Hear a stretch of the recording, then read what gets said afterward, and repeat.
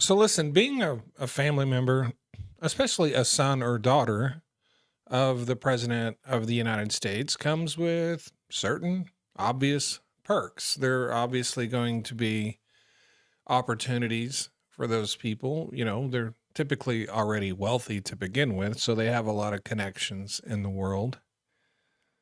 And so that's normal. And there's been a lot of talk about corruption in the Trump administration, especially with opportunities that are given to his children. And some of that is normal. Some of that is going to happen in a lot of administrations. But a lot of it is not normal. And the one I that really bothers me is a story that broke today. The largest loan ever given by the Pentagon, particularly the Office of Strategic Capital, a $620 million loan given to a small company named Vulcan. And Vulcan is in the magnet business. We've all heard Donald Trump talk about the wonderment of what a magnet is, much to the entertainment of, or maybe the sheer horror of the average person who knows exactly what a magnet is. But the thing here is, there's a few things here. Donald Trump Jr. is a big investor in Vulcan, and Vulcan just received the largest loan ever from the Office of Strategic Capital from the Pentagon, part of the Department of Defense. And this is the fourth company now that Donald Trump Jr. is an investor in that has received large loans from the Pentagon or the U.S. government. I believe the total of all the loans rack up to somewhere north of $750 million. But this one in particular is extremely shady, and I will explain to you why. Just a few days before the loan was approved for Vulcan, Donald Trump had a conversation with Xi Jinping where Donald Trump agreed to lower across the board the tariffs that he had placed on China. And in return for that, Xi Jinping would lift his ban on exports of rare earth minerals to the United States. The exact rare earth minerals from China that Vulcan needs for their business to operate. So essentially, Donald Trump, as part of his trade policy, as part of the U.S. trade policy with China, where tariffs were supposed to be the most amazing thing ever, he's talking about eliminating the income tax with tariffs, which you and I know that's not a thing. That's not even a possibility because math, I mean, what else do you need to know? But literally altered the entire trade policy of the United States with China to benefit a company that his son is a major investor in. And that is absolutely and certainly corruption, and way past any of the imaginary or unimaginary lines that exist that you should not cross. With everything we've dealt with trade wars and really high tariffs, and that absolutely impacting the purchasing power of U.S. citizens, and also impacting businesses and small businesses across the country who have somehow managed to absorb some of these. The whatever they have absorbed has been largely passed on to U.S. consumers. But after all of this, all it took was Don Jr. to be invested in a company that needed some rare earth minerals from China for that to change the entire landscape of our trade with China.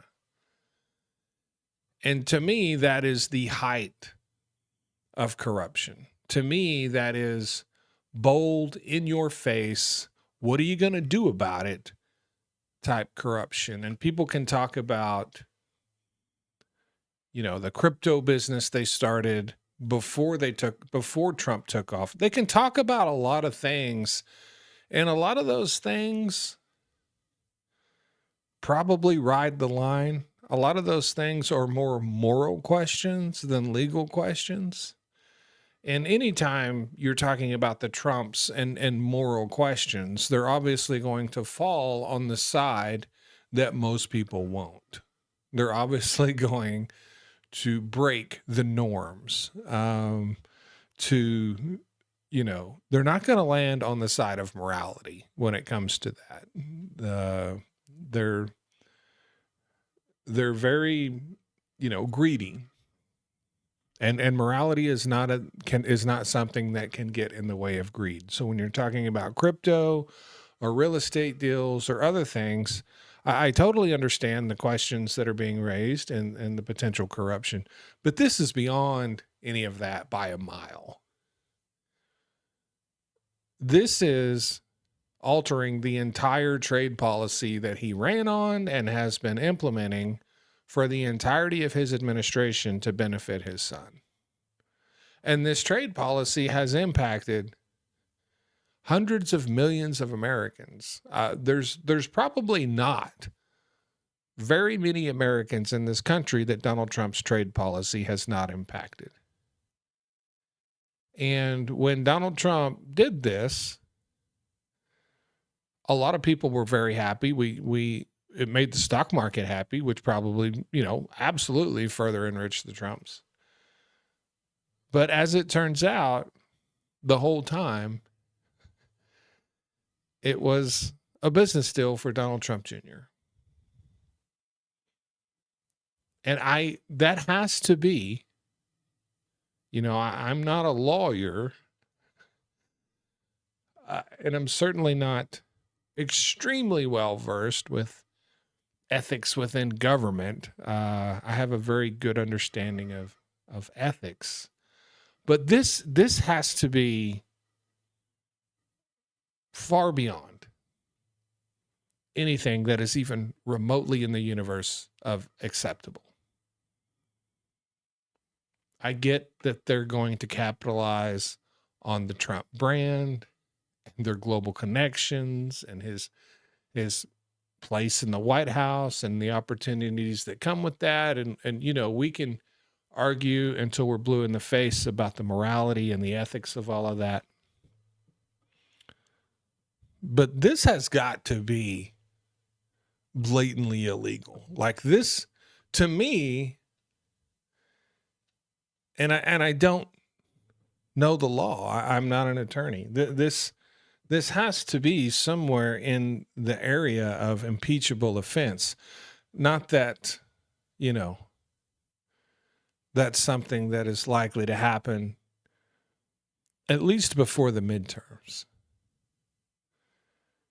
And maybe not after. We really, we'll have to see what the Democrats do. But this is a grift that is, this is just beyond the pale, is what I'm saying. And if you go back, I put together a list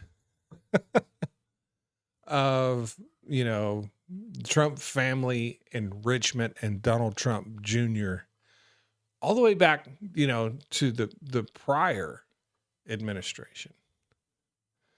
Tons of licensing and overseas real estate deals, all, using that Trump brand as I was talking about. people had a lot of issues with Donald Trump retaining his business assets, even though he showed us thousands of blank sheets of paper saying he was divesting. We knew he wasn't, right? So they maintained their baseline wealth. And then you have, World Liberty Financial, the crypto deal by the Trump family with Trump and his sons, and it marked the pivot into crypto for Donald Trump. Then you have the government of the United States rewriting policy for crypto. Then you have the Trump family meme coin. Melania has a meme coin, which obviously has huge potential wealth implications and U.S. policy advancing it.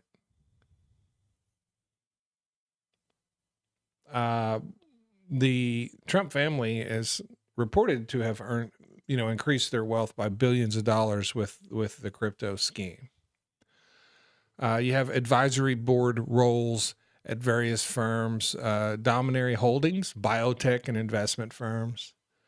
Lots of shares awarded, stock awarded. Of course, you award stock to a Trump and you put them on the board and you have a Trump in the White House, their shares are going to increase in value. So they were instantly enriched there as well. But with everything else, this is the one that really bothers me the most. And I don't understand what's to stop the next president from doing it.